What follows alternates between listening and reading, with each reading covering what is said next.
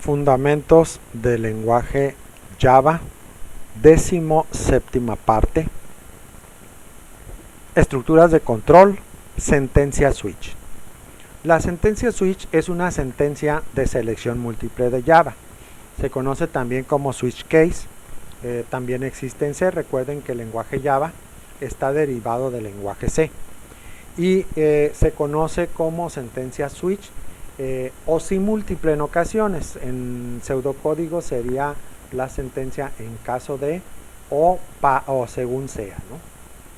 Tenemos la instrucción switch, una variable que va a ser evaluada y de acuerdo al valor que tome en el case, en la constante 1 ejecutará el proceso o conjunto de sentencias correspondientes.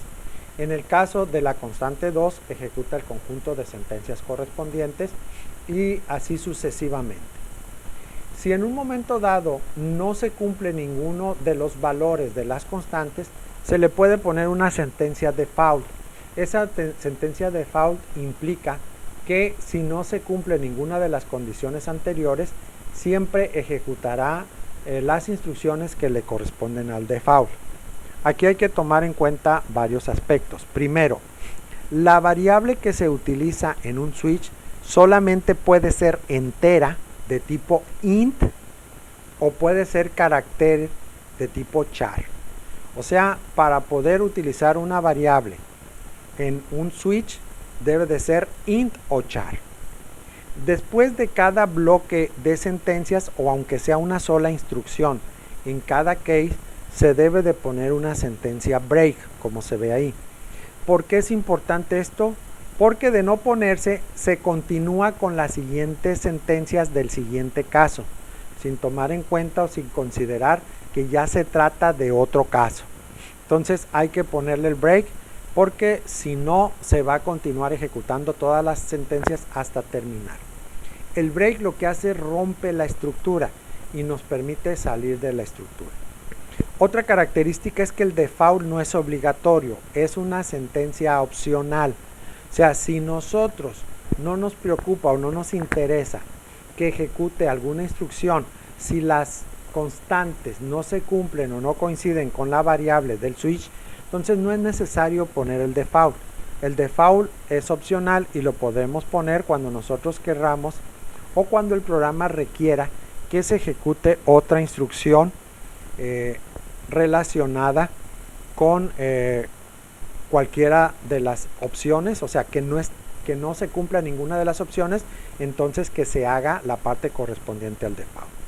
Regularmente esto se utiliza con menús, esto es, se muestra un menú de opciones indicando las diversas opciones o alternativas que se tienen para seleccionar una de ellas y se pide inclusive que se lea o seleccione una opción. Entonces, muy importante, la variable debe ser de tipo int o char, se debe de poner un break después de que se acaban las instrucciones que le corresponden a cada case y el default es opcional. Aquí tenemos un ejemplo, switch OP y leo, tendría que poner un menú con las opciones, si es la opción A, en este caso son caracteres, por eso se ponen entre comillas, hace la suma. Si es la opción B, hace una resta. Si es la opción C, hace una multiplicación. Si es la opción D, hace una división. Aquí lo que hace es valora con un operador ternario si el divisor es diferente de 0. Si el divisor es diferente de 0, hace la división. Si no, le asigna a la variable resultado el valor de 0. Y finalmente calcula el módulo. En el default se puso un mensaje que dice que no se seleccionó ninguna operación. Vean que tiene System Out Print Line que nos permite imprimir resultados, pueden ser valores numéricos o mensajes. Aquí combina mensajes con lo que sería el número. Print Line convierte todo lo que se pone como argumento a cadena y por eso se utiliza el operador de suma para indicar que se está concatenando, o sea, se están uniendo. Y todo lo que imprime en realidad ya va a ser una cadena, aunque originalmente haya sido un número, lo convierte a cadena. Pero como nada más es mostrar resultados, no hay ningún problema. Y entonces aquí está, también cada bloque de instrucción tiene su break. Tenemos las estructuras repetitivas. Las estructuras repetitivas, también llamadas de repetición o de iteración, conocidas como ciclos, bucles, iteraciones, lazos, gasas, son básicamente tres: la estructura mientras o while, la estructura as hasta o as mientras, que es el do while, y la estructura for, ¿sí? Que en este caso es el ciclo para o desde. Cada una funciona de una manera muy particular que es importante conocer y entender. Por ejemplo, el while. While significa mientras. Entonces, esta estructura se va a ejecutar mientras una condición se cumpla. Únicamente se va a ejecutar si la condición es verdadera. La estructura funciona de la siguiente manera. Primero se pregunta por la condición, y si esta es verdadera, entonces se ejecuta la secuencia o procesos. Su forma general es while, condición, la condición va a ser verdadera o falsa.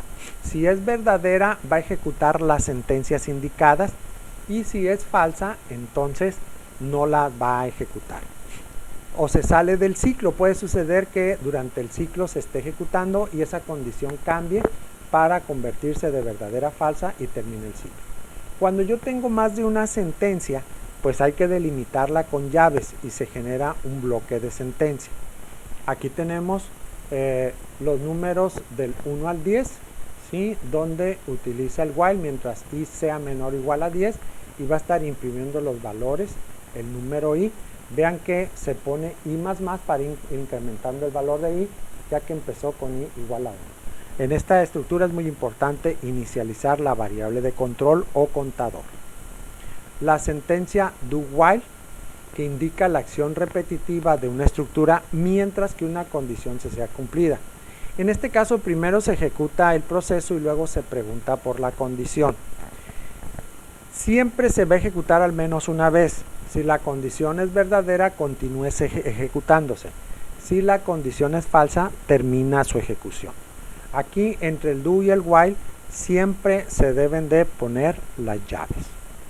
Aquí tenemos el mismo ejemplo. También se inicializa lo que es el contador o variable de control. Luego tengo el do, va a imprimir los valores, va a incrementar el contador y se va a ejecutar mientras i sea menor o igual a 10. Vean que aquí en el do while, el while sí se cierra con punto y coma, lo que no sucede con el while. En el while, como es al principio, es la condición y nada más se delimita con llaves. En el do while, en el while sí se va a poner punto y coma. Y está finalmente la sentencia for, que se utiliza para repetir una sentencia o bloque de sentencias un determinado número de veces. En el caso de la sentencia for, tenemos for, valor inicial, comprobación condicional, incremento y la sentencia o bloque de sentencias. El valor inicial es el valor que le damos nosotros a la variable de control. La comprobación condicional es una comprobación que hacemos para ver si se va a seguir ejecutando. Y el incremento nos va a indicar si se va a ir incrementando de 1 en 1, de 2 en 2 o inclusive se va a ir decrementando. Y aquí vamos a ver algo muy interesante. La condición que se utiliza como condición de comparación que nos permite terminar el ciclo es la misma que se utiliza en los ciclos while y do while.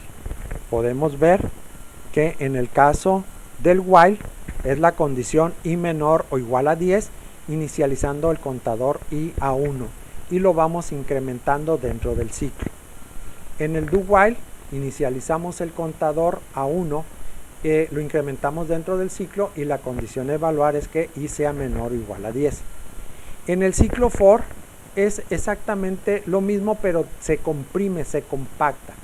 La inicialización de la variable se hace dentro del ciclo for, o sea, for i igual a 1, luego se separan con punto y coma la condición límite, o sea, hasta dónde voy a llegar mientras i sea menor o igual a 10, y el incremento i más o se puede poner más i. Si fuera decremento, se decrementa como i menos o menos i. Y aquí estaría el programa, vean que es un poco más compacto, nos ahorramos 2 líneas de código. Inclusive el contador i puede declararse internamente en el for, ponerle int i igual a 1. El único detalle importante ahí es que en ese caso i solamente puede ser utilizada dentro del ciclo for. Afuera no sería conocida. Sin embargo, aquí el valor de i sí puede ser utilizado fuera del ciclo for.